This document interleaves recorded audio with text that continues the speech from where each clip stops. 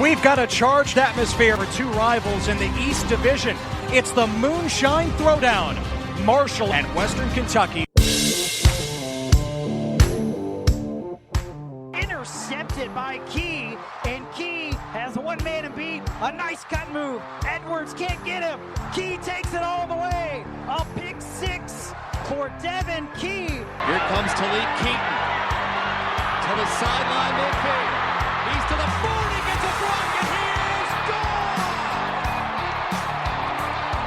Touchdown, Marshall! So please join me in welcoming the 21st head coach in WKU football history, Tyson Helton. And Marshall's going to finish the year 9-4 and champions of the 2018 Gasparilla Bowl, the sixth consecutive bowl win for the Marshall Thundering Herd.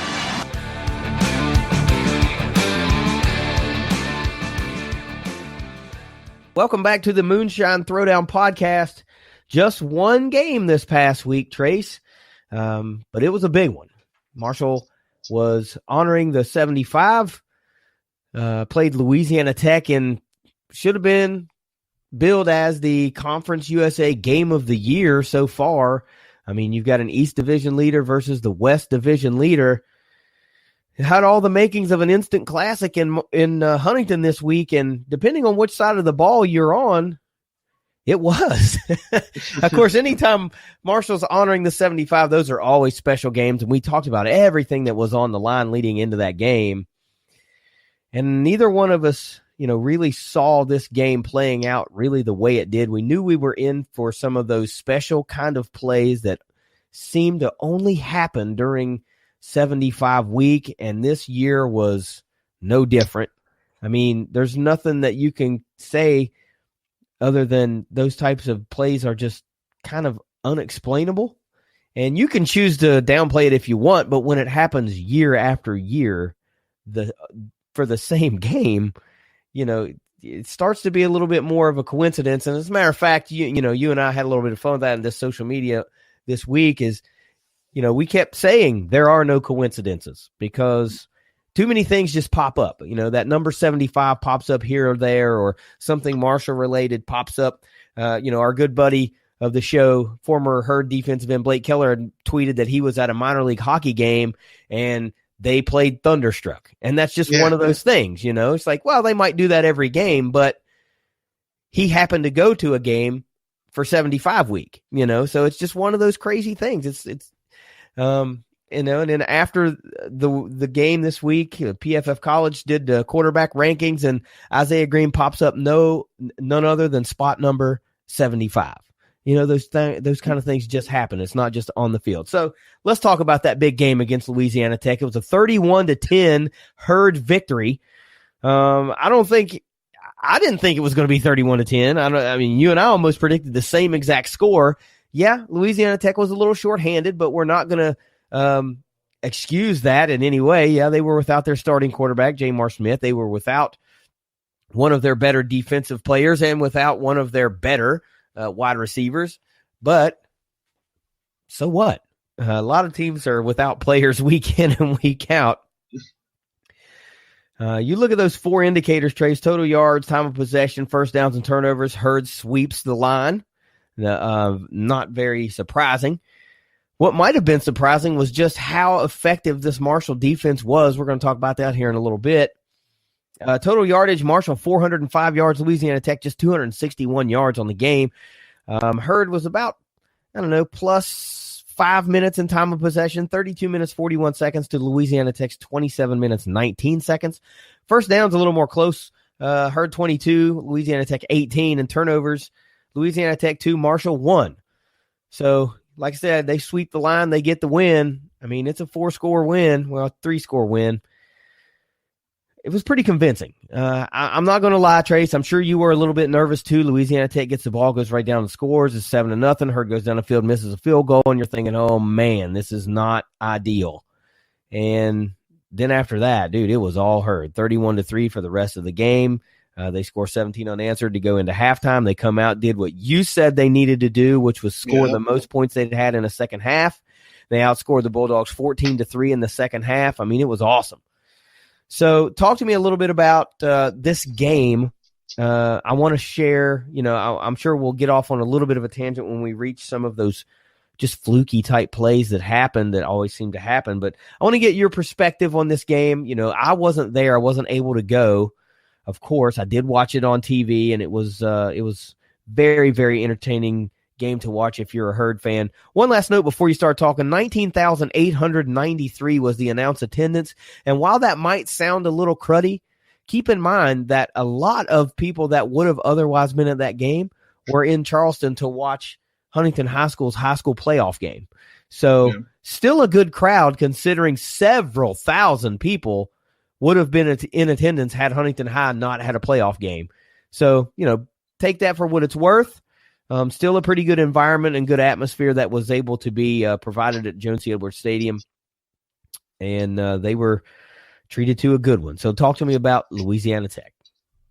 Yeah, it's just another example in a long line of awesome 75 games that they do every single year. It was great. The way that they always do the pregame, arm in arm, the video playing and everything. It's awesome stuff. I don't care who you are. If you even know anything about Marshall, if you see that happen, it's going to move you, and it's really good stuff. They do it upright. They honor them the right way, and then it helps in the instance of wins and losses. It helps they usually win this game. So, and they did it again, and it's like we said.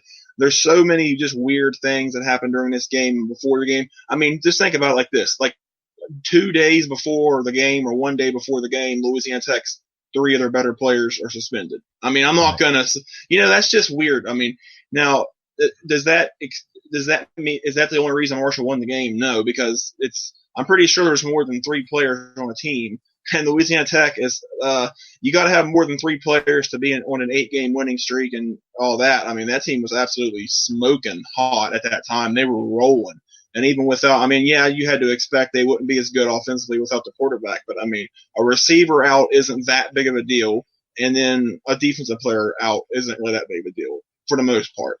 Quarterback makes a huge difference. But even at that, I'm thinking Marshall absolutely earned this game. A really slow start. I was not real pleased with the first quarter to quarter and a half. Offense put some drives together. However, they couldn't finish them. I remember one, they had a nice drive go, and there was a bad intentional grounding that ruined that drive.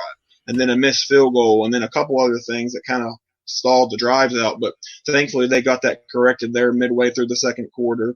And the rest of the game, they turned it on. And like I said, I was hoping for that really good second half output and points, and it was. They really did a good job with that. Should have had 38 points. That's a pick six wouldn't have gotten called back at the very end there. That should have been a pick six, except there was just a stupid block in the back that didn't even need to happen.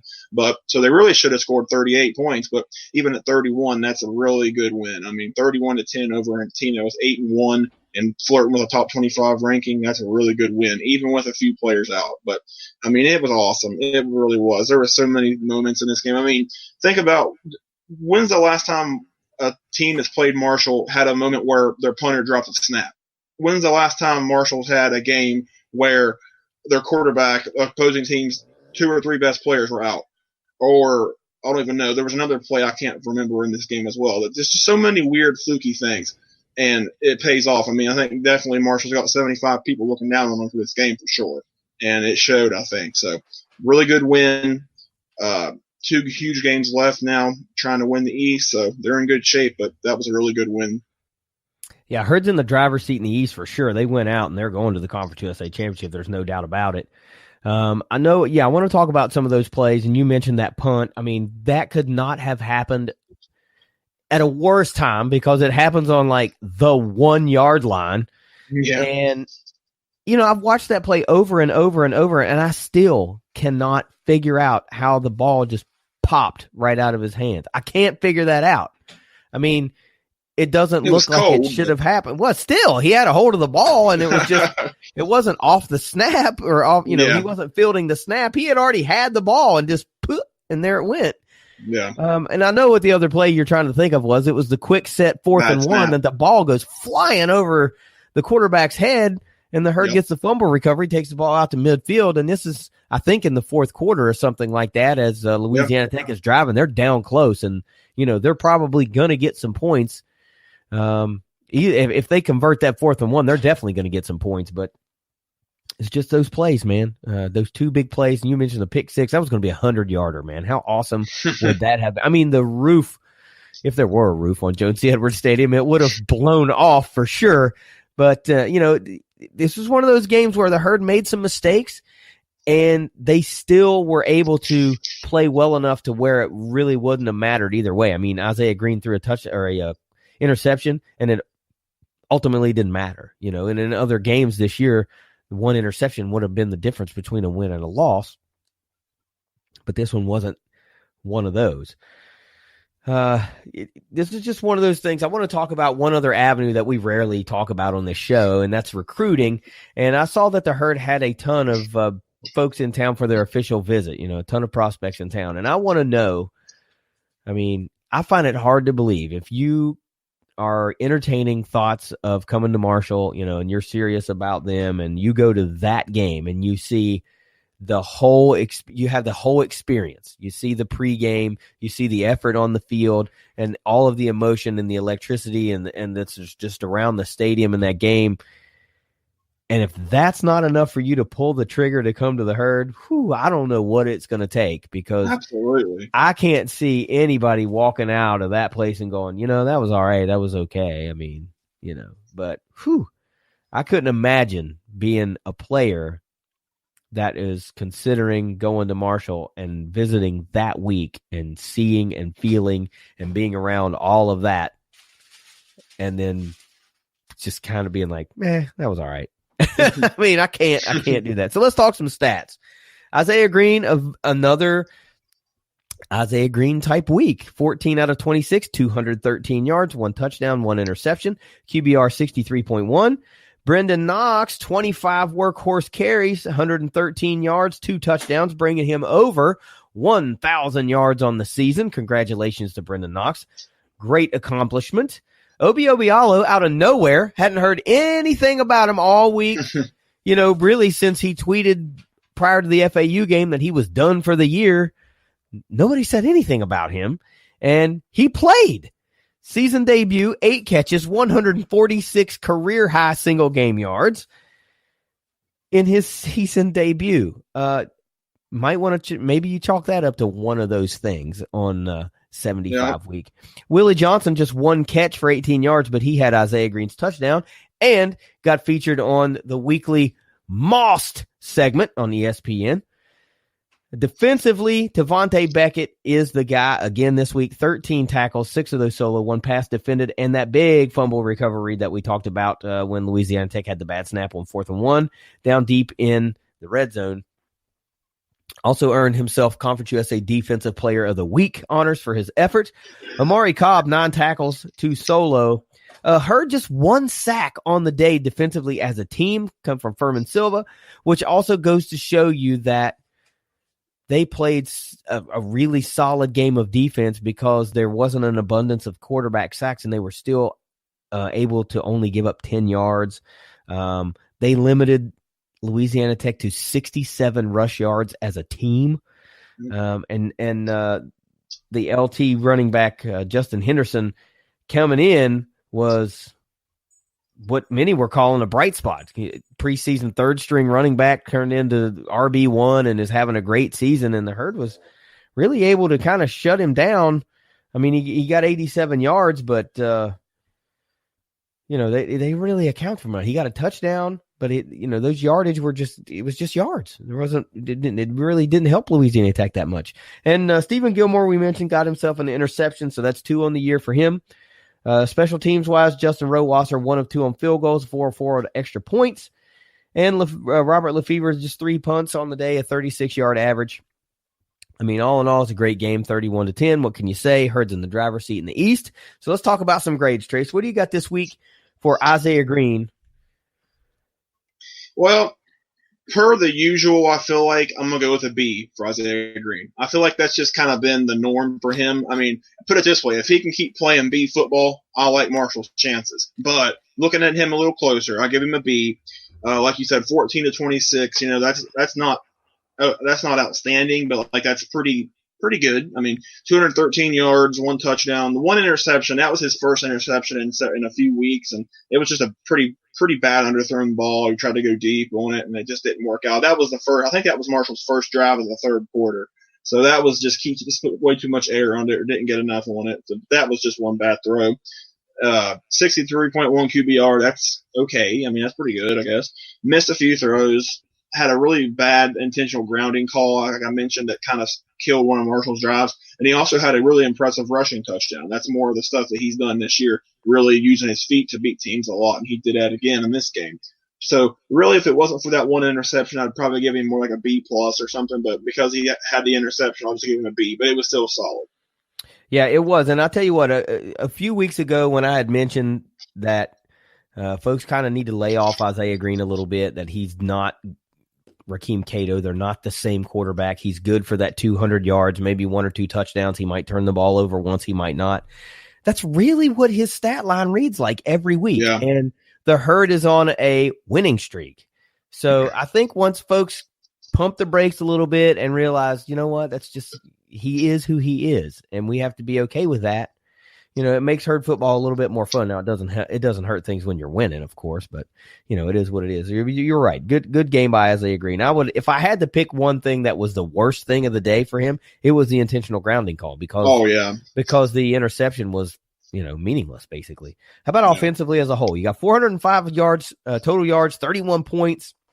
I mean, you got to be happy offensively. Yeah, overall, I was definitely happy with the offense. I'm going to give them a B+. Like you said, 31 points. I mean, anytime Marshall can put up 30 or more points, I'm pretty happy with that because it just doesn't happen every week. It seems like 405 total yards. That's always a solid day. 213 passing, 192 rushing. The really good balance. That's what's one thing I've noticed this year with Marshall is they're always within. I'd say the passing yards and rushing yards are always within about 50 yards of each other. They're really balanced as an overall unit. I mean, even if it's not exceptional, they're always balanced. And that was also the second most rushing yards that Louisiana Tech has given up all year. So that was a team that was pretty good against the run, and Marshall gashed them for almost 200. And Brendan Knox, I mean, good Lord, what a game he had. Like you mentioned earlier, Marshall about +5 in time of possession. The offense was able to keep the ball and string together a few drives. They started really slow, though. That really brings the grade down for me. I mean, they didn't even score until midway through the second quarter. Had way too many drives stall out and end prematurely, and, you know. But to their credit, they were able to actually score points in the second half. We know that that's been an issue, but they actually were able to do it in this game against a very good team. And then how about Obi Obialo? I mean, my God, who saw that coming? I mean, nobody even thought he was going to play. And not only did he play, he played probably the best game he's ever played at Marshall in his 2 years here. I mean, that's just crazy stuff. And there's another point I'm going to bring up with him later. And then the offense also just had the one turnover with the Green interception, which didn't really hurt much. So offense, if it wasn't for the slow start, it would have a lot better grade. But I'm going to say B+.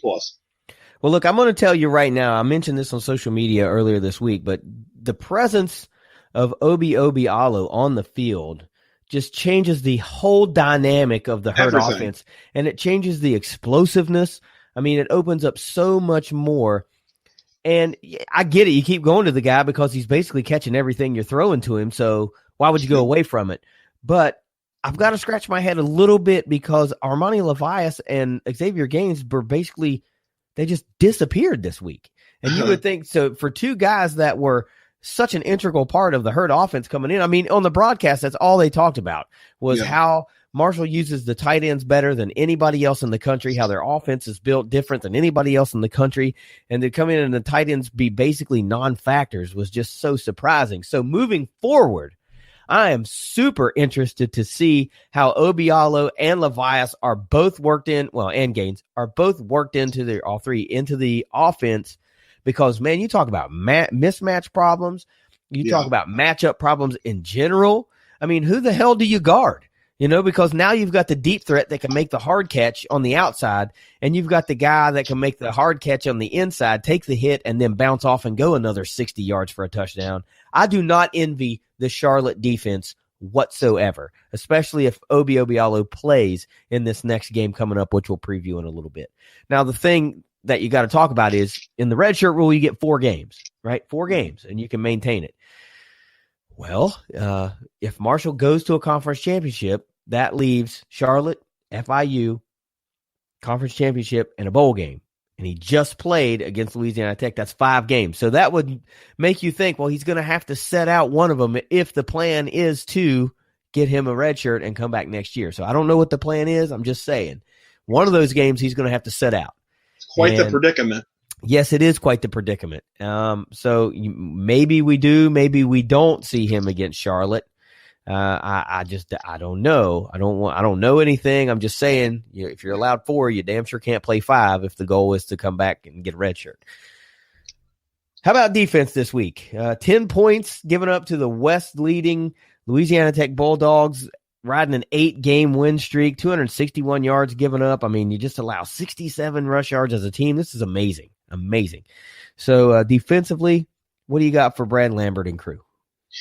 Yeah, defense, I think this is the best they've been in several weeks. I'm going to go A overall. I think they were really sharp in this game. I mean, even though they did give up that touchdown to open up the game, it wasn't Louisiana Tech's first drive. It was like their second or something. Other than that, I mean, they really just pretty much shut them down the whole game. I mean, it was impressive.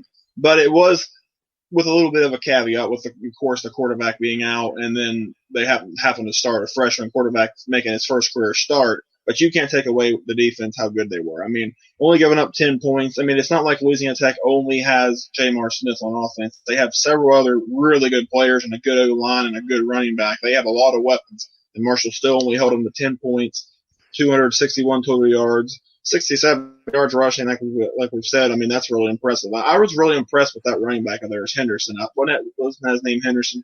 Yeah, Justin Henderson. Yeah, I was really impressed with him. Like, it seems like every time he got hit, he bounced off and just kept going. Like, it seems like you couldn't get him down on the first try. But so even though he didn't have a monster game, I was impressed with him. So the Herd did a good job against him. And then the defense also got the 1 interception, which, like we said, should have been a pick 6 if it wasn't for an unnecessary block in the back or whatever the call was. They just didn't even need to do it. It had no effect on the play at all, but yet it happened. So, I mean, defense was really good.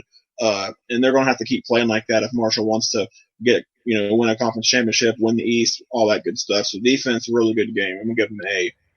Look, I'm not going to take anything away from this defense either, but I was impressed with freshman quarterback Aaron Allen. He looked pretty good early on. I mean, Skip Holtz did a great job of calling plays that were, high completion percentage plays. I mean, it was good. He had that offense moving.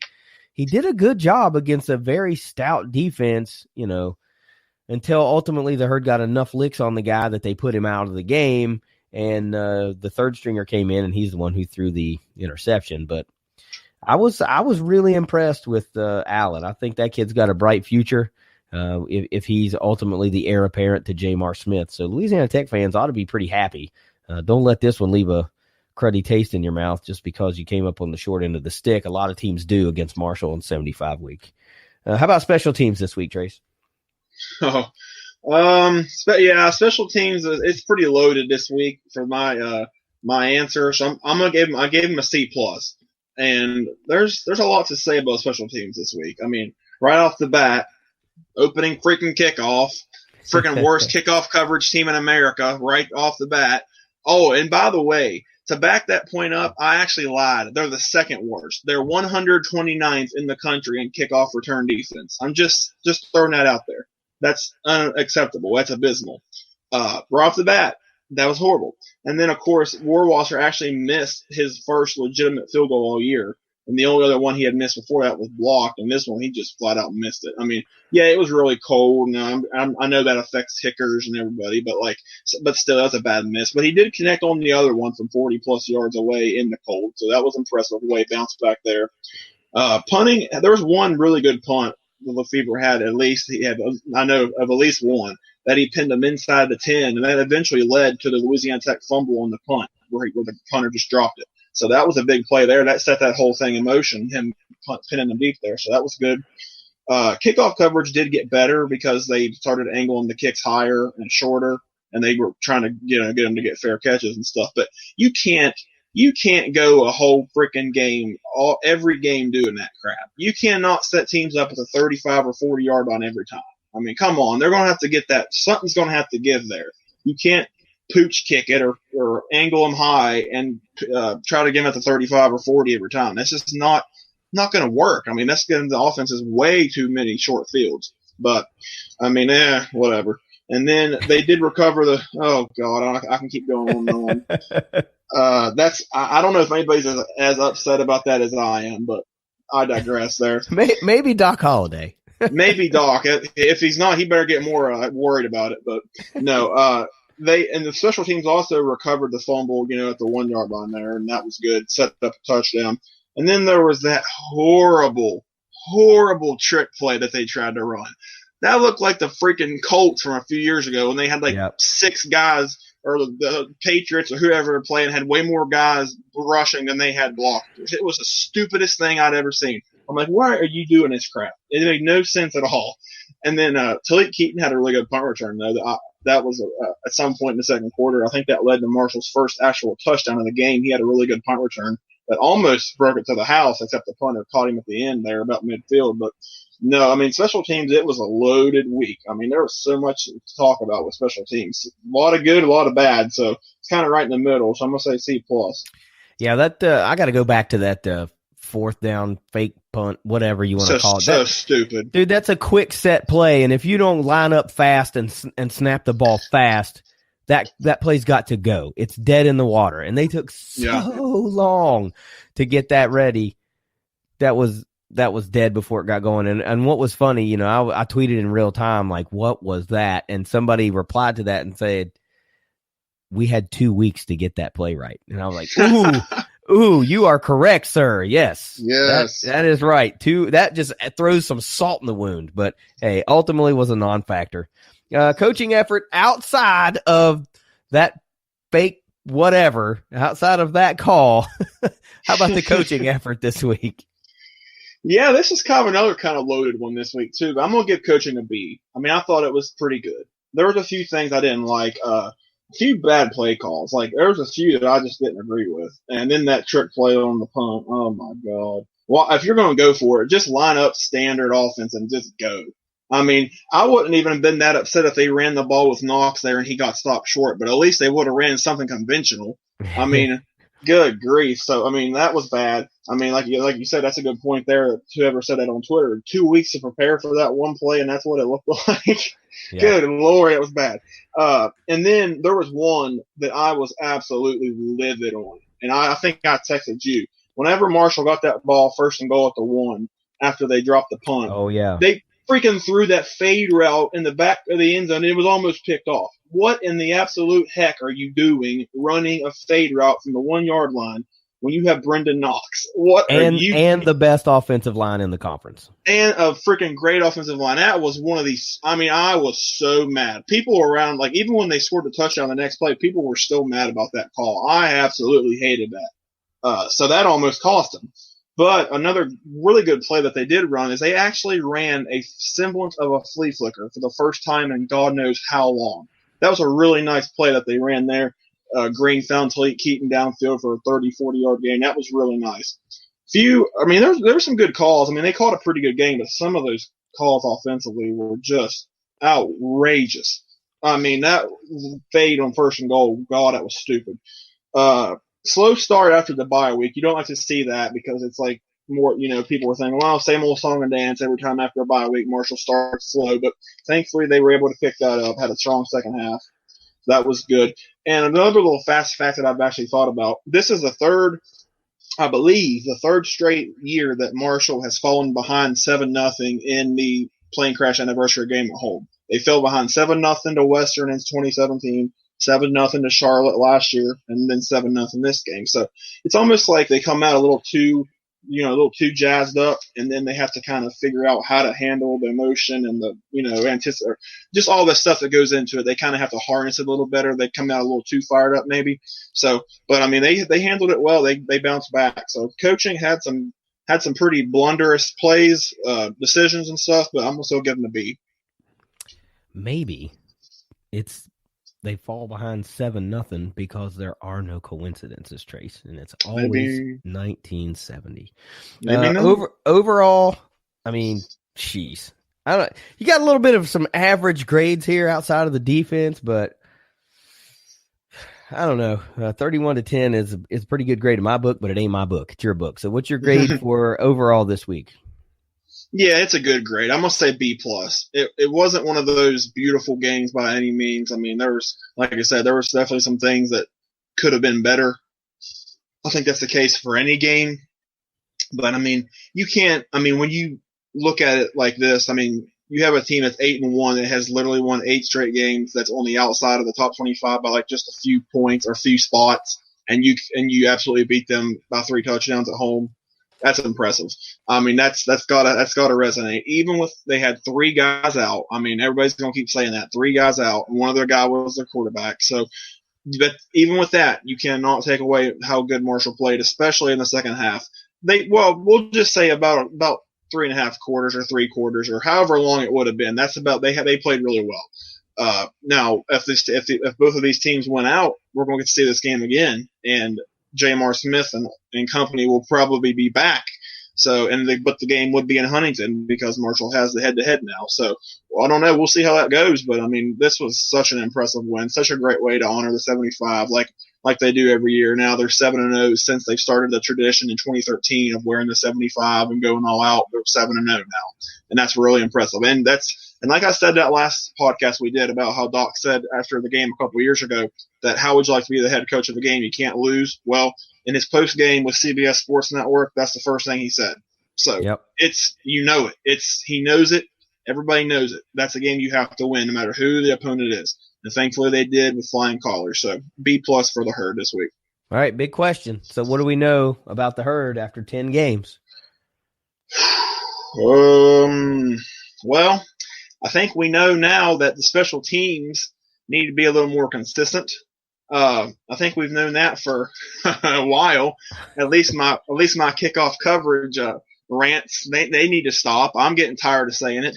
But eventually, if you keep doing that, eventually that's going to come back and hurt you. I mean, it won't hurt you against certain teams like Rice or even Louisiana Tech where they're playing a backup quarterback, making his first start. And there's a few things like that, teams like that aren't going to necessarily take advantage. But if Marshall gets to a conference championship game, that's not going to cut it. They're going to have to play a lot better special teams. I mean, 129th in the country in kickoff return defense that's literally almost as bad as you can get. That's one spot away from being as bad as you can get. I mean, there's just no way that they should be that bad. And I'm really shocked that they haven't given up a kick or return for a touchdown yet this year that I can think of. I mean, it feels like every time they actually let a team return it, it's to the 50. So, yeah. I mean, it's unbelievable. So, like, that's going to come back and haunt them if they don't figure something out. And I'm not meaning kick the ball high and try to get them to fair catch at 35. I'm not talking about that. I'm talking about kicking it deep and actually fielding it and playing good defensive or special teams kick coverage. I'm talking to actually go down there and make plays. I mean, right. You got it. You're going to have to do it. There's no other way around it. You have to do that. You can't keep going all year without doing it. So that's one thing I think we know, which, I mean, I think I've known that for a while. I think everybody's known that for a while, but it's just really just bugs me. Like, that's just like a pet peeve. I don't know. I don't like it. I don't want to see it come back and haunt them. So I don't know. That's the best I can come up with right now for that. Well, here's what I know. Marshall's got a new dynamic in the offense with the return of Obi Obialo, but this is the Brendan Knox's team as far as the offense goes. Yes, as Isaiah Green goes, the Herd goes, but success runs with Brendan Knox. And he's Conference USA's leading rusher for a reason. The first running back over 1,000 yards in the conference for a reason. He's a darn good one. And as long as they can keep him healthy and keep those legs churning, the Herd's got a pretty good path to the Conference USA Championship game. They got Charlotte and they got FIU at home to close out the season. 2 very, very, very winnable games, as so long as they just play good football and don't start turning the ball over left and right.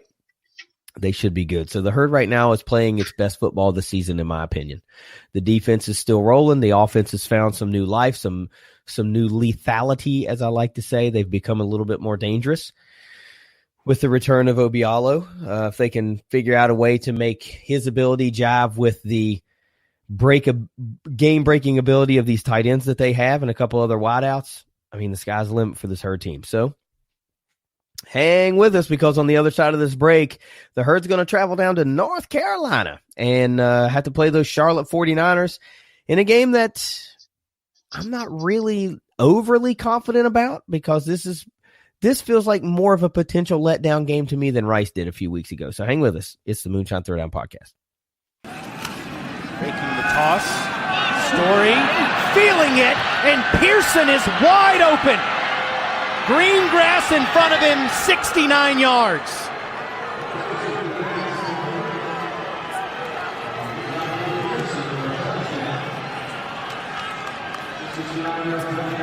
Welcome back. It's time to preview some games this week. Western Kentucky was on a bye last week, so they should be good and rested up. We'll talk about the Toppers heading down to Hattiesburg to play Southern Miss here in a little bit when Steven can join the party. But right now it's me and Trace, and we're talking about the Herd traveling down to North Carolina to play Charlotte. Charlotte's a dangerous team to me, Trace. They can score a lot of points, but they haven't, they're 5-5 on the year, which for Charlotte is pretty solid. I mean, they're in a position to become bowl eligible. They're not the Charlotte that we've come to know over the past few years that is just like bad. So I don't really know how to feel about the Herd going down and playing. Yeah, the Herd should be the superior team. Yes, they should win the game. But the fact that Charlotte has the opportunity and the abilities to score points and actually score points kind of worries me a little bit, because you never know when they'll just, hit those fluky plays one too many times. But at the outset, the Power Index loves the Herd, 68.1% chance to win, and the Herd is currently, as we recorded this podcast, -7. So Charlotte is a touchdown and extra point home dog. It's an away game, Trace, and you know what that means. I listened to the very first line of the Doc Holliday press conference today, For and 10 he said years. You've got to take your toughness and your leadership on the road with you. You better believe it. So I would like to think that the Herd will be packing all of their gear and their toughness and their leadership. So let's talk about Charlotte. All-time series between Charlotte and the Herd, 3-1 in the favor of the Herd. They managed to beat Marshall at home, actually, in Jones C. Edwards Stadium back in 2016, albeit it was quite close, but still. But in games in Charlotte, the Herd is 2-0. Charlotte, like I said, is seeking bowl eligibility, setting 5-5 and 3-3 in conference. But look, that's about where it stops, because I want to tell you about this record for Charlotte. They have wins over Gardner-Webb, UMass, North Texas, Middle Tennessee, and UTEP. A combined record for their opponents of 12-40. The best win on their schedule is against North Texas, a 4-6 ball club. But Charlotte is riding a 3-game win streak, so Marshall seems to keep catching these teams that are on a win streak. I think you mentioned that earlier, not in the show, but I saw it on social media. Western Kentucky was on a 4-game win streak. Herd got the win. Of course, Louisiana Tech was on an 8-game win streak. The Herd's got the win. They're getting ready to face Charlotte. Who was the other one? FAU, were they on a 4-game win streak? Yeah, so the Herd has become the win streak enders.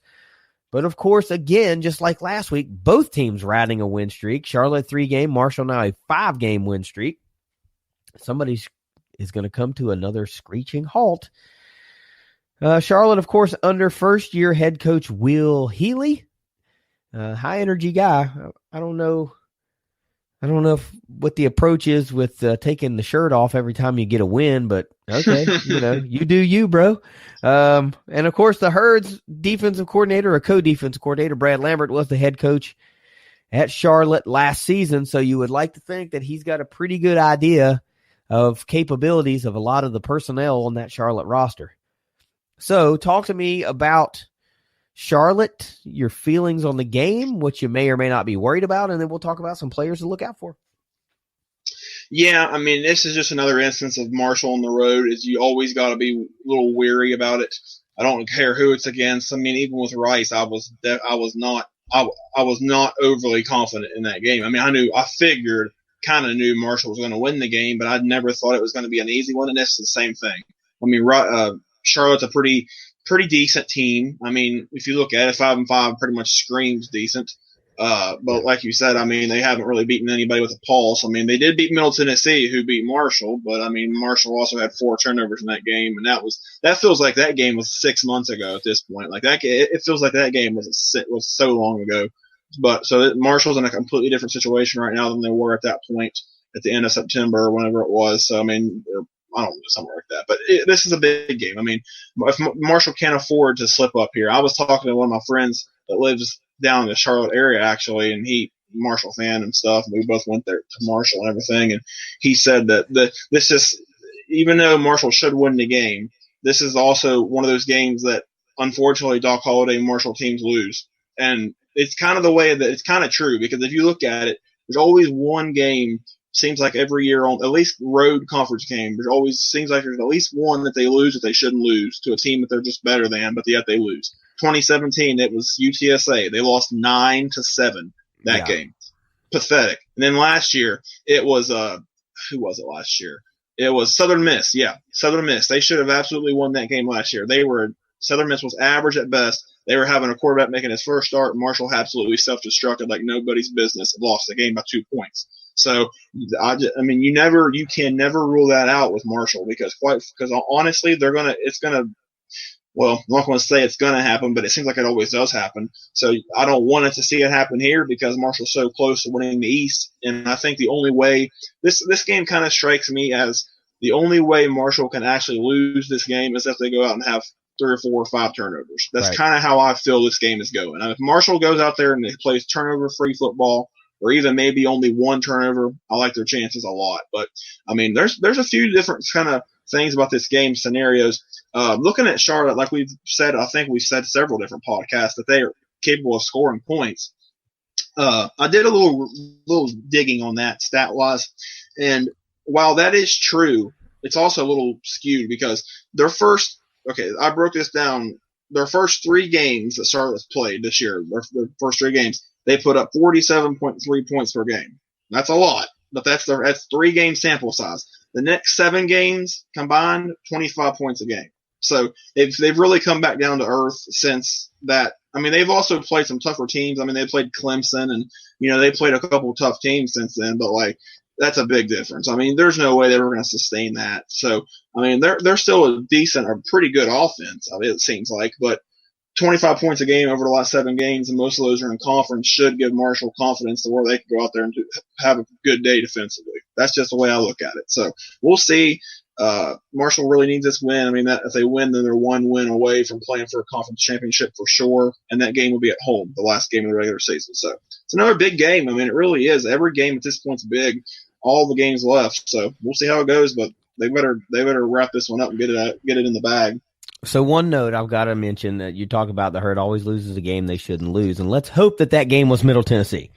Hopefully we've already seen that, because they shouldn't have lost that game, but they beat themselves. It's been well documented. We've talked about it ad nauseum, and we'll continue to bang that drum until Middle Tennessee kind of realizes kind of who they are. Yeah, they do have Marshall's number to an extent, but it's always something crappy that happens, that they manage to beat the Herd, but they still manage to beat the Herd. Anyway, the measuring stick game for me was an eternity ago, really, against Charlotte, was Appalachian State. They put up a lot of points. It was a real shootout against Appy State, and Appy's a top 25 team. They're a good program. They're a solid team. Yep. And Charlotte hung with them blow for blow, and they just ended up coming up short.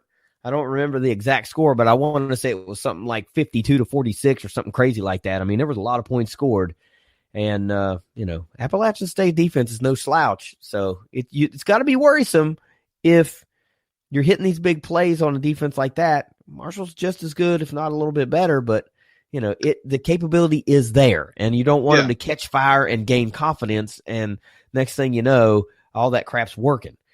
So let's talk about some players to look out for. Oh, wait, one note. We did both see the potential for star running back for Charlotte, Benny LeMay, may not play in this game. And if that's the case, huge loss. Huge loss. He's been so good over the course of the last 3-4 years. I mean, it seems like he's been there forever. That would definitely change the dynamic of this 49ers offense, but we'll talk about there here in a minute. So let's talk about some of these players. Quarterback Chris Reynolds, the 5'10", 192-pound sophomore, 148 out of 234 on the season, 2,034 yards, 18 touchdowns versus 7 interceptions. That's not bad at all. Another 103 rushing attempts for 516 yards and 5 touchdowns on the ground. So true dual threat quarterback, in my opinion. Those guys seem to give the herd fits at times if there are enough capable weapons around them. And, of course, we mentioned Benny LeMay may be out. I didn't do his measurables because I'm not expecting him to play, but he will definitely be missed. He and his 822 yards on the ground, 7 touchdowns on the ground, and 4 touchdowns through the air. It's a big chunk of offense if he can't play. But having to pick up the slack, if LeMay indeed cannot go, would be running back Aaron McAllister, the 5'10", 216-pound junior. He's just got 67 carries on the year, 325 yards, but he has found the end zone 4 times. A couple of wide receivers to pay attention to. Victor Tucker, the 5'11", 177-pound sophomore, 41 catches on the year, 609 yards, 4 touchdowns. That's good for 14.9 yards per reception. And one of the really kind of better receivers, good young receiver, up-and-comer in Conference USA, is wide receiver Cameron Dollar, 6'2", 188-pound sophomore, 36 catches, 552 yards, just 2 touchdowns. Good for 15.2 yards per reception. Defensively for Charlotte, I got 4 guys here you're going to want to pay attention to. Leading tackler on the season is defensive back Marcavis Gibbs, the 6', 193-pound senior, 80 total tackles on the year, 42 of those solo, and then a half a sack. Linebacker Jeff Gamel, 6'3", 230-pound senior, 59 total tackles, 27 of those solo. He's got a forced fumble and an interception. But of course, the big guy you have to know where this guy is at on every single play. That is defensive end Alex Highsmith. He is all everything for Charlotte. All CUSA defense, really. 6'4", 242-pound senior. This dude will play on Sunday without a doubt. 51 total tackles, 30 of those solo, 8.5 sacks on the season. There for a while, he was Conference USA's leading sack man. I don't know if he still is, but he's got to be ranked up there. When Western and Charlotte played, it was Malone versus Highsmith, and it was the top 2 sack men in conference. So he's one you got to watch out for. And then linebacker Marquise Watts, a 6', 218-pound sophomore, just 38 tackles on the year, Trace, 24 of those solo, but he has 7.5 quarterback sacks and 2 forced fumbles. So between those 2 guys, man, you're talking about 15.5 sacks. These are 2 guys you definitely have to circle. But Highsmith in particular, you got to know where that guy's at. The offensive line, whoever's blocking him is going to have their hands full. He is one of the best, if not the best, edge rusher in Conference USA, he and D'Angelo Malone. So what do you think the Herd's got to do to go down to Charlotte and get this victory this week? Well, first thing I wrote down is a very big question mark because I don't even know if the guy's going to play. But the first thing I wrote down was slow down Benny LeMay. And from that tweet that I saw, it sounds that they're not saying that it's questionable. They're saying it's doubtful that he will play. So that does not sound like he will be in this game, and that's a big, big loss for them. I mean that's like the same thing of taking away Brendan Knox from Marshall. I mean, think about how much different that would be. I mean, it's the same. He's the same caliber of running back. I mean, he's at least top 5 in the conference in rushing. I mean, we know Knox is number 1. So Benny LeMay, I mean, he's been really good for several years, like you said. I mean, so if he's not in there, then that takes away then conceivably on paper, then Marshall should be able to take away the run if he's not in there. So that would really be good for the secondary to have better opportunities to play better coverage. They had a pretty good game against Louisiana Tech. The secondary had played pretty well. So hopefully they can continue. But, I mean, I wrote down slow down Benny LeMay, and I don't even think he's going to play. So I guess my point to that would be just try to shut down the passing game if the running game doesn't get going. I don't know. Next point is you got to play in front. Marshall can't – I don't want to see them fall behind in this game. I want to see Marshall come out, get up 7-0, 14-0, quick. I want to see some quick strike touchdowns maybe.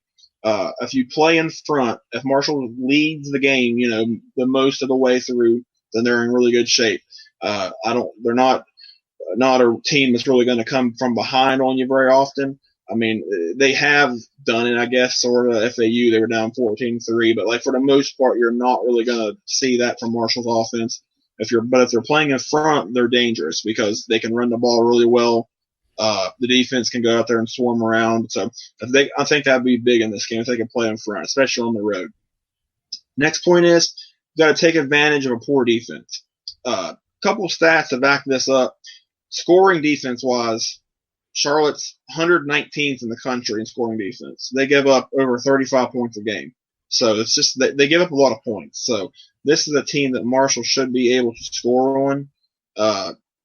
Although total defense, they're actually not horrible. I think they're 74th in total defense. So as far as that goes, they're not trash, but they still give up a lot of points. So Marshall needs to take advantage of that. They need to put up some points in this one. Then my last point is I think they need to force multiple turnovers. I think that would be really big. I mean, Marshall can't go out there and have a bunch of turnovers themselves. We've said it over and over. That's the reason they lost to Middle Tennessee. That's the reason they've lost so many games over the years is turnovers. So, and I said that the only way that I actually think Marshall could lose this game is if they have a lot of turnovers. So on the flip side of that, Marshall needs to force multiple turnovers. That would be big. That would put him behind the 8 ball right there big time. So that'd be a big one there, I think, too. Well, look, for me, we've got a lot kind of similar things, or at least the thought process is the same. My number one point I wrote down is Knox. I mean, this is his game to dominate and take over, because you mentioned that this defense gives up a lot of points, and usually that means they also give up a lot of yards. And when you're going up against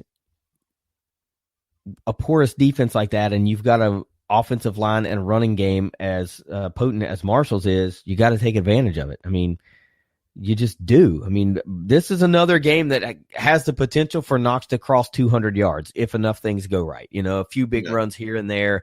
He's going to get the hard yards, yes, but if he can break 1 or 2, 3 maybe chunk plays and get the bulk of 100 yards in 3 or 4 carries, this could be a 200-yard day without a doubt. Number 2 for me, I think you've got to hold Charlotte under 30% on third down. I mean, just get off the freaking field, man. That's all you got to do. Just get off the field when you can. Marshall has struggled with that quite a bit over the years, and particularly this season. And it's just this is not a team you just want to allow to extend drives because of their potential to punch it in, or, I'm not so uncertain that Will Healy doesn't have a few plays in the playbook that he hasn't been saving for a game like Marshall, And number 3, it's Armani and Obi. We talked about it in the wrap-up. How are they going to get these two guys working together if Obialo is in fact going to play, if he's not going to set out this game to, try not to get to 5 if the goal is to get that red shirt and come back. So if he's on the field too, how are you going to mix these guys together? Because Armani Levias basically disappeared against Louisiana Tech, and it was the Obialo show. Now, I get it. They had, Skip Holtz probably had no clue that Obialo was going to play and thus didn't game plan for him. But, now that he's on film, there's going to have an opportunity to game plan for him. The Charlotte staff will. So I'd like to see how they work in the tight ends with the rest of the receivers now that Obialo is back. And number 4, it's simple, Trace. Keep your eye on the prize. You're 2 games away from a Conference USA title appearance. You've got to keep your eyes on the prize. No letdowns. You cannot take focus off of Charlotte for a second. It's not that they're an overly dangerous team. It's just you've got a job to do and stay solely focused on the team in front of you until next week. Don't look ahead till senior day. Don't look ahead till, FIU comes to town. Just take care of business against Charlotte and get the hell out of North Carolina with a win. And get back to Huntington, trying to close out the season against the Panthers and keeping FAU out of the East. So who's your 200-proof player this week? Well, I'm picking a guy that, like we said, we don't even know if he's going to play or not, Obialo. I mean, that was the point I was going to bring up earlier when I mentioned Obi for the first time. This is a weird situation that they're in because, me personally, I think you absolutely – redshirt him for next year? Absolutely. But at the same time, all the games that are left for Marshall or potentially left for Marshall, they're all big games. I mean, Charlotte, this is a big, big game for Marshall's East Division championship hopes. FIU is a big, big game for that. Obviously, a Conference USA championship's a big game, and then a bowl game's a big game. So, like, which game do you choose to keep him out if you want to get the red shirt? That's a really tough call. I mean, I don't even know the answer to it. So, like, I think right now, though, I think he needs to play because, I mean, Charlotte's a pretty weak defense. Like I said, they give up a lot of points. I think he's a mismatch for a lot of people, especially the way that he played against Louisiana Tech in his first game in a year or so, and he just absolutely balled out. Now, like you said, a lot of that's probably because the defense and the coaches didn't prepare for him, but even if you prepare for him, I mean, he's still making those plays. It's not like just, you know what I mean? It's not like just because they're preparing for him, he can't make the plays anymore. So, I mean, I don't know if he plays in this game or not, but I think that he needs to, sorry. I think Obi should probably, I think he's my 200 player. I don't even know if he's going to play, but you know. Yeah. Well, I'm with you, but I'm looking at it differently. You think, well, Charlotte's a weak defense. I think that's all the reason why he doesn't necessarily have to play this game. So if we come out and the herd goes, you know, their first couple of series and we don't see him, well, then we probably know that we won't see him unless we absolutely have to see him, you know, because things aren't going the herd's way or something like that. So, but I don't know. I mean, look, we don't even know that he hasn't come to the coaching staff and said, look, I don't want a red shirt. I want to just play and, you know, be done. And that could have absolutely happened. So if that's the case, then we'll see him in these 5 games, and then that'll be the end of his collegiate career and so on and so forth. We don't know what the ultimate goal is for Obi, if it's a red shirt or if it isn't. So we'll just have to see how it goes. My 200 proof player this week, I'm just going to keep riding the Knox train until it derails because I just think he's the single most important player on this herd offense. So I'm going with Brendan Knox, man, in a game that, like I said a few minutes ago, could ultimately be another 200-yard rushing game. You know, it's got the potential to be a big game for him. So I like him to be my guy. So how about a score prediction this week, Trace? Yeah, I'll be really surprised if Marshall wins this game convincingly, honestly, just because, like, it's on the road and Charlotte's a decent team. So, like, when Marshall plays decent teams on the road, it's never easy. So I don't think it's going to be easy again. But I wrote down Marshall 34, Charlotte 24. I think this is a game Marshall should be able to put up some points. I mean, you would like to see them go out there and score 40. I mean, they don't do that hardly ever anymore, but like you would like to see them go out and score 40. You'd like to see the defense play really well, and you'd like to see it just a blowout. But like, I just don't think it's going to happen. I mean, Charlotte's a decent enough team where they can keep it close from start to finish, I think. But at the same time, I mean, Marshall should absolutely win this game. And I think, like I've said a couple of different times already, I think the only way that Marshall loses this game is if they have a bunch of turnovers. I think that's the only way, because I think from top to bottom, talent-wise, Marshall's definitely the better team and far superior than Charlotte. Even though Charlotte is improving, the program's getting better. You know, they were just a complete dumpster fire for their first few years in the conference, so they're starting to actually become respectable. You know, a team that's flirting with bowl eligibility year in and year out. But even at that, they should not be on Marshall's level talent-wise right now. So I think the talent hopefully will prevail in the end as long as they just don't beat themselves. So I'm going to say Marshall 34-24. Yeah, offensively, we're right there with one another. I'm a little bit more stingy defensively. Give me the herd 35-20. I mean, not a huge blowout victory, but I just think there might be a special team score in there, or maybe a defensive score that the herd seems to be kind of due for, that, you know, adds a couple of extra points. But, you know, we all know that if Doc Holliday's up and they're ready to score and the clock's running low, they're just going to kneel on it and get out of the game. So, you know, this could be a 27-20 game or a 24-20 game, and it won't matter. They will just be content to have left points on the board. So just win, baby. Just win, baby. Go Herds. Preach it. All right. Well, Steven has joined the party. So we're going to talk about the Toppers heading down to Hattiesburg, Mississippi, and taking on Southern Miss. I mean, it's a pretty important game for both teams. Southern Miss setting 7-3 on the season, 5-1 in conference. I mean, they are tied, but not tied with Louisiana Tech. Both of them setting 5-1 in the West, but Louisiana Tech does have the tiebreaker over Southern Miss. So this is an uber important game. for Southern Mississippi and their West title hopes.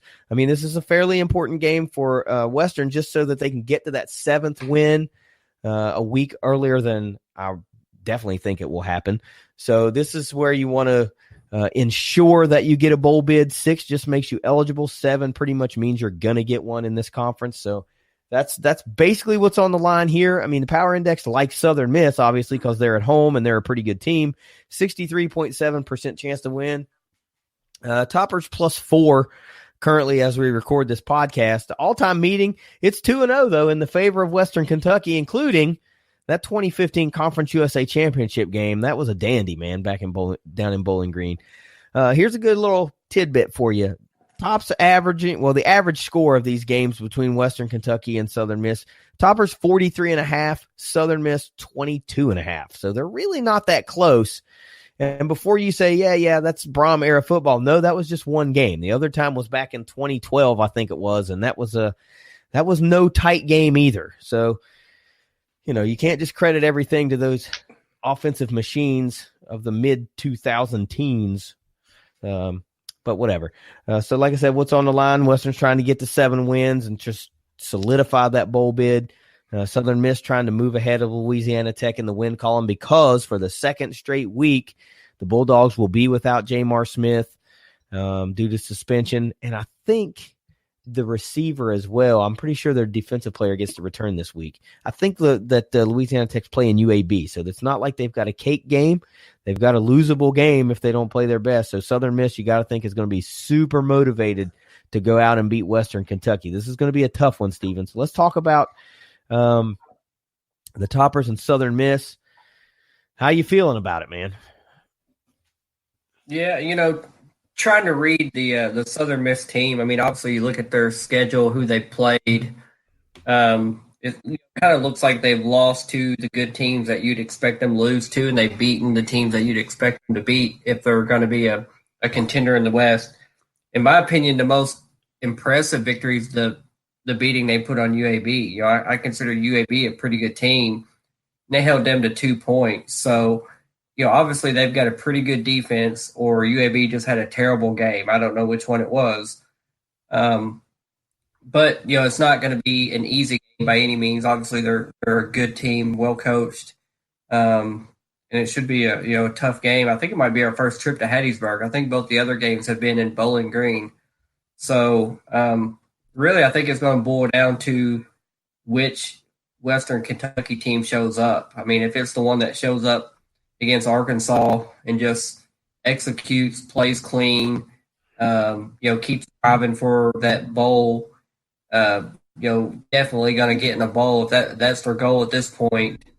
Play clean football. I think they can beat anybody. The couple losses they have in conference, play clean football, they win those games, or they're at least in the position to possibly pull off, those instead of losing. So I think that's really what it's going to come down to is who plays the cleaner team football. I think both defenses are going to be impressive. Not sure it'll be a high-scoring game. But at the same time, I've said it all season, the Western Kentucky offense has been clicking and clicking and clicking and getting better and getting better and getting better. Best game of the season at Arkansas. 2 weeks to prepare now for Southern Miss. So kind of really hard to call this one, which way it's going to go. Obviously, I'm leaning the red way, but should be a dandy. Should be fun. Should be a fun game for sure. Yeah, we've used the term measuring stick game over and over and over, and this is one that it should be a matchup of two really even teams. I got to talk about Southern Miss and their scoring, though, because they have scored – they've only been held under 30 points 3 times. One of those was against Alabama. The other one was against,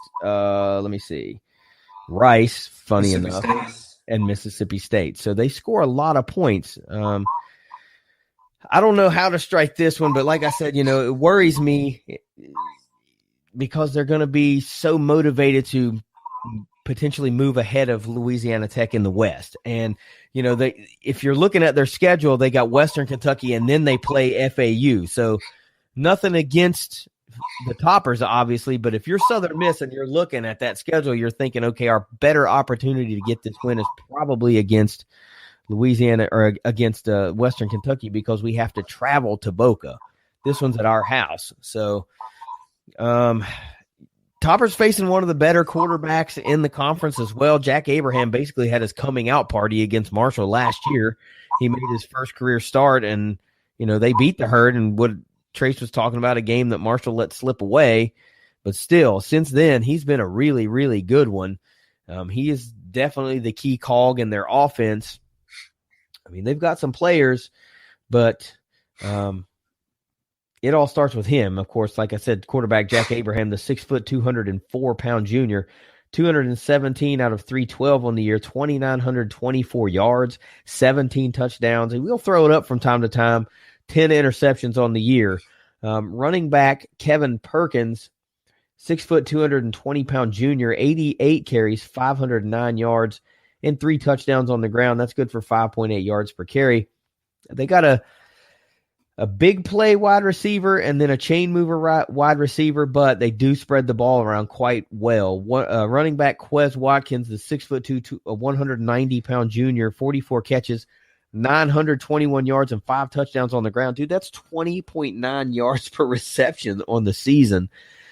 Leads the conference too. Yeah, it leads the conference. And then more of the chain mover. I hate to use that term because it sounds like they're not explosive as a receiver, but if you're more of a possession guy, this has got to be him. Wide receiver Tim Jones, 6'1", 192-pound junior, 52 receptions, 615 yards, 2 touchdowns, 11.8 yards per reception. But here's the thing. There are 6 Southern Miss receivers and tight ends with at least 2 touchdown grabs. So like I said, they do spread the ball around, and they've got a lot of guys that can find the end zone. When you talk about defense, the leading tackler is actually the 2 leading tacklers are both defensive backs. Defensive back Kyle Hembry, the 6'1", 195-pound junior, 73 total tackles on the year, 47 of those solo, 2 interceptions and 2 passes defended. And then defensive back DQ Thomas, the 5'10", 200-pound senior, 57 tackles, 35 solo, 3 interceptions and 1 pass defended. A couple of linebackers that are worth noting. Excuse me. Linebacker Rasheem Booth, the 6', 210-pound junior, 46 tackles, 25 solo, 7.5 sacks. If I wrote that, I can't remember if that's a 7 or a 2. My handwriting's kind of terrible at times, so if I overcredit him, my bad, but I think it's 7.5, and 1 forced fumble. And then linebacker, pretty cool name, Swayze Bozeman, 6'3", 200-pound junior, 43 tackles, 23 of those solo, and 4 sacks. Then you've got an interesting note. I want to point out 3 guys. Defensive back Ty Williams, defensive lineman Jaquez Turner, and then linebacker Terry Whittington combined for another 14.5 sacks and 11 passes defended just between those 3 guys.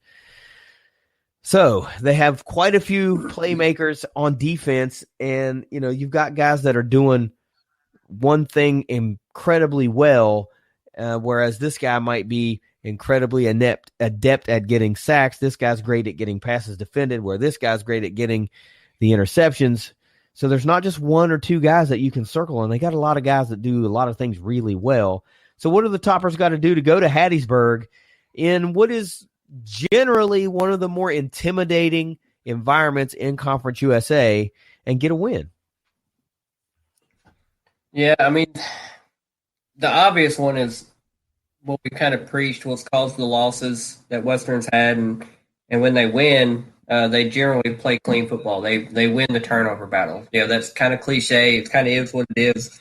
But just looking down the win-loss column for Western, I mean, it can't be truer that they have to play clean football, win the turnover margin, whether they don't have any or just limit it to 1 or 2, but force more than that.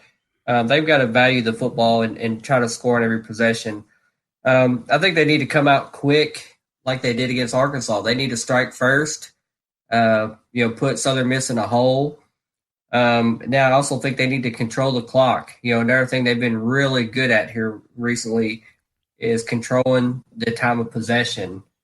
When you do that, when you pretty much play keep away with the other team's offense, if they're not on the field, they can't score. They can't beat you. If you're putting up points and keeping them off the field, that's going to add up into your favor, hopefully for a win. And then lastly, I think they need to keep pressure on the quarterback. We've already stated he's a good quarterback. One of the best in the conference for sure.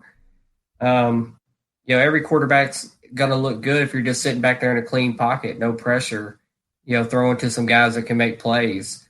We don't necessarily have to have a lot of sacks. We don't have to have a lot of hits on the quarterback. But if you can get a quarterback off their spot, make them throw on the move, make them feel pressure, that pocket collapsing, you're going to greaten the chances that they throw a mistake, they fumble, put them up behind the chains, down and distance wise. So, I think definitely keeping the pressure, even if it doesn't mean, D'Angelo or Juwan having 2-3 sacks, just keeping pressure where, that guy sees a chrome helmet in his face every time he drops back to throw the ball. So those definitely are things I think have to happen. And if, a few of those do happen, I will like our chances, even as underdogs. Not going to be surprised if we come out with a win in this game. Well, I am like you in the fact that I think that the Topper defensive line needs to have that get back to what they've been doing type game. They haven't dominated a game in several weeks, and I think this is one to where they need to get back to being that dominant force. And my number one point is they need to harass Jack Abraham, just like you said. But I am a little bit different. I think they actually do need to get some licks on the guy. I think they need to get him thinking about how fast the pass rush is coming. Maybe the clock in his head starts moving a little quicker because he doesn't want to take another big hit.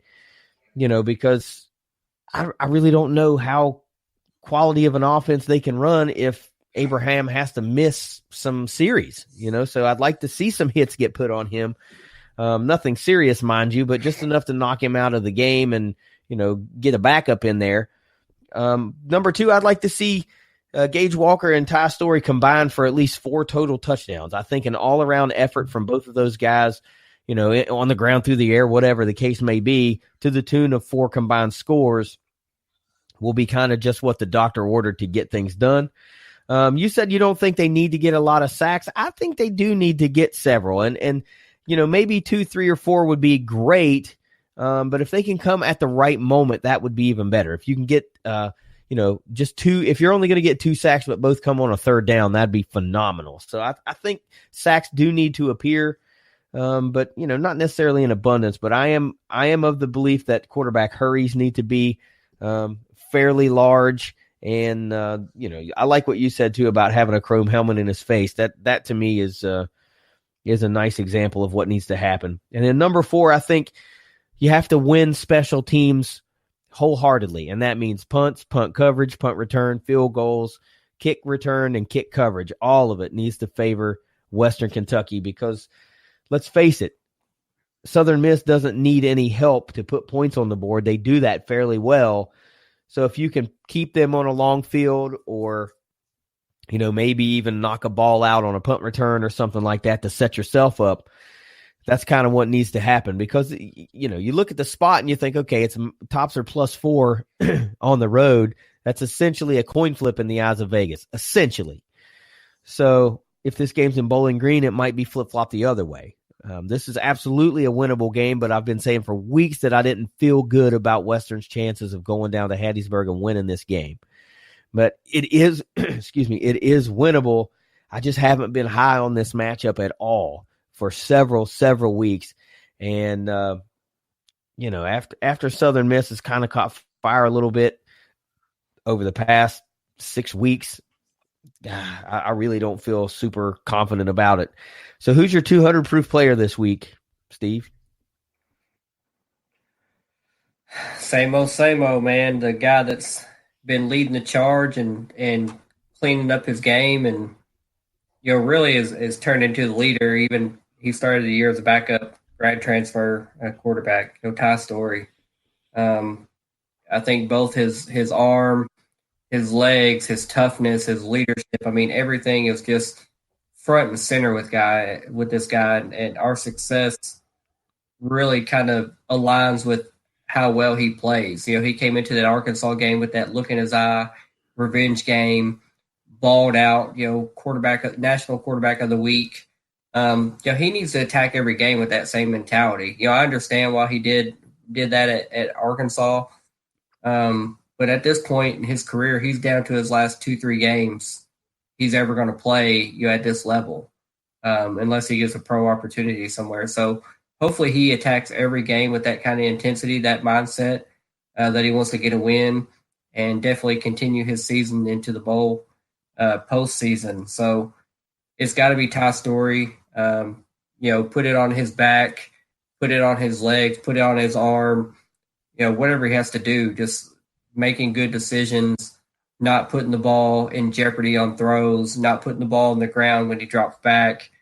I think he has to be the guy. You know, he's proven he's a good leader. He's a tough quarterback. He's accurate.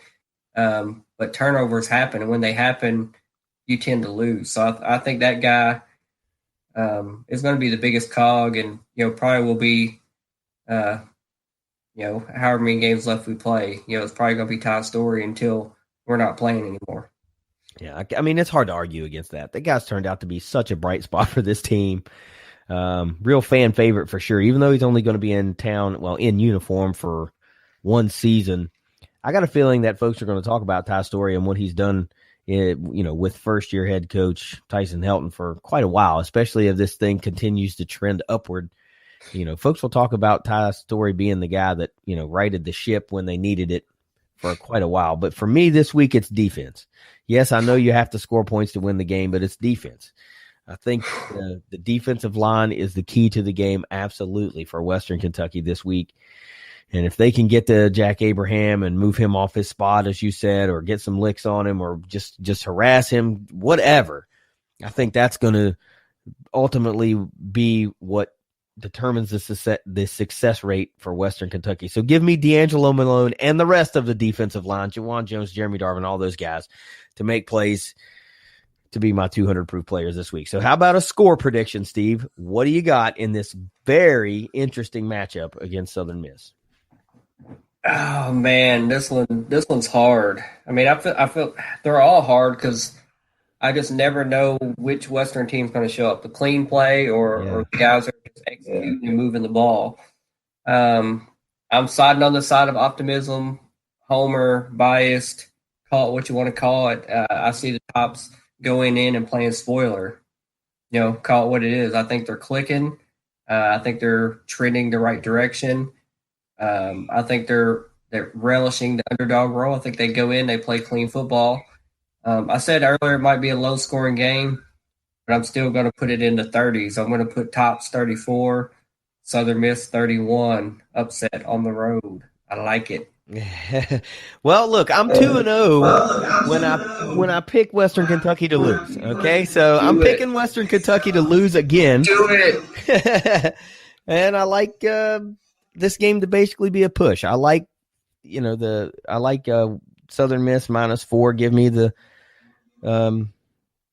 me Southern Miss 35-31. And, you know, it is what it is. They score a lot of points. We're going to need to see Western Kentucky, you know, keep pace. I don't know if they'll be able to do that as often, but we shall see. Make me go 0-3 against Western Kentucky in conference this year. So I'll be happy to take it again. That just means you guys get a win. And, you know, I look like a jackass for another week. But, you know, hey, one note to say here, like if Western goes in and gets this win, that basically will eliminate Southern Miss from the West race with one game left to go and Louisiana Tech holding the tiebreaker. So if the Conference USA Championship game plays out how we think it will, that will force a rematch with Louisiana Tech and Marshall, with Louisiana Tech seemingly at full strength. Yeah, we don't know. Injuries could occur, but which would be interesting, no doubt. All right, so let's get out of here this week. Let's talk about some final thoughts, and we will move along to another awesome slate of games with a lot on the line for both squads. So, Trey, start us off here with final thoughts, and we'll get the heck out of here. Yep. I mean, big win for the Herd. I mean, there's that's the best way to say it. That was a big win. I mean, over a solid, really good team, even with a little shorthanded version of that team. That's a really good win. They did this. They honored the 75. They did all of it the perfect way, like they always do. They handle it with first class. I mean, they're really on it when it comes to all that, and it's impressive to see it year in and year out. And you see how much emotion and how much passion that the team plays with when they play for the 75 with the black jerseys and the black pants and everything. I mean, it's really something, and it was another really good version of that. I mean, and then the last 2 games of the year, I mean, man, they're big. I mean, if Marshall really needs to. I mean, they should be able to win out. I'm just going to say it like it is. They should be able to win out. Knock on wood, whatever you want to say, to stop the jinx from happening. They should be able to win out because, I mean, they're playing 2 average teams. Charlotte's 5-5, they're average. FIU's 5-5 right now, they're average. They get FIU at home. So, Marshall just can't afford to get in their own way in these last 2 games. I mean, they could not have things lined up more perfectly for them right now. I mean, the head-to-head over FAU, they had the head-to-head over West Kentucky, when they were still in the race, and then head-to-head over Louisiana Tech. That could be huge for Conference USA Championship game hosting. So, I mean, they couldn't have things more perfectly lined up. They just have to go out and take care of business now. You don't want to see them pull a Marshall and just have a bad loss to screw them out of it. You don't want to see that. That would completely turn the fans on Doc real quick because they couldn't have things more perfectly lined up for them. So they have to take advantage of that. They have to show that they're capable of finally getting back over the hump and winning a conference title, or at least playing for one. You got to start somewhere. So you got to get there. I mean, it's so close. They can practically taste it, for lack of a better term. So they have to get it done.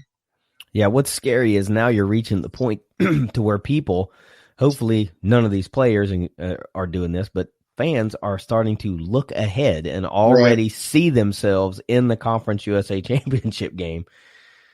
It's a dangerous place to be, my friend. The players and coaches seem to do a great job of taking it one game at a time. So let's see if the fans can do it too. But, you're right. Take care of business. Steve, what do you got this week on final thoughts? Yeah, man, I definitely agree with everything Trace said. I mean, the Herd has kind of turned their season around, kind of spotty at the beginning of the season. Hopefully they have that bad loss out of their system at MTSU game. How did y'all lose to them? I don't know. 5 turnovers. 5 turnovers on the final 5 possessions, if you'll recall. Yeah. Common theme. That'll lose you some ball games. But I mean, if you follow anybody in MTSU land, I mean, they are calling for the heads to roll, and that's a yearly thing with them. So it's fun to watch. Fun to watch their house burn. But as far as Western goes, I mean, been a fun season. Like we've talked about, Ty Story stepping in, surprising everybody, just being a good senior leader.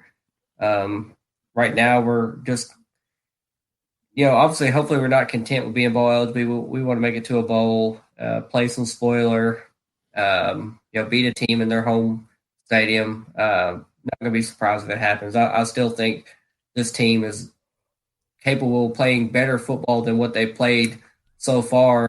Even against a crappy Arkansas team. I'd like to see that continue to play. Just being efficient. I mean, they were impressively efficient in that game, and we've got plenty of playmakers. Let Ty Story, let Walker, let Sloan, Lucky Jackson, Pearson, Simon. I mean, just there's plenty of playmakers on this team. Love what Helton's doing. Love what Clayton White's doing. Man, this season, it's just been fun. I can't believe it's already close to over, and then we'll be talking about basketball season. I don't think Trace wants to talk about basketball season yet, but I'll talk all day. Almost there, man. I think Trace and the Herd and football wise, I think y'all have kind of a easy. I don't want to say easy path, but I think you're going to get to the conference championship. Yeah, I think you're going to get to the conference championship game at this point.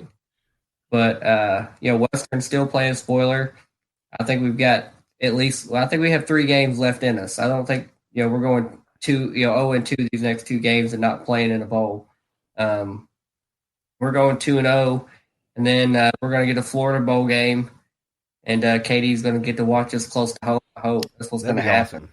That would be awesome, because it's funny to me how they project bowl games for Conference USA, because you can't project them. We all know that they pick, where they want to go or whatever, based on where they finish. They just kind of go, all right, where you want to go? All right, where you want to go? Well, okay, you go here. I got to speak on that. I know you've seen the CBS Sports projection as it's projected against Utah State. That has to happen. I have not seen that. That would be classic. Like 3 weeks in a row now, they projected us against Utah State. That has to happen. Well, that would have to be out west, right? I forget which bowl it was, but somebody put up a stat yesterday that Sanford inherited like the number 2 scoring offense in 2016, and after his first year, we were number 93. He did the same thing at Utah State, inherited a solid senior quarterback, number 2 scoring offense, and this year they're number 91. Like something drop-off wise. So it is what it is. We have to play. I don't know if bowl selection committee land knows that Utah State and West connection. Maybe somebody does, but man, I would love that storyline. Well, who does. Chronicles. I'll tell you right now who knows it. And it's Todd Stewart knows that.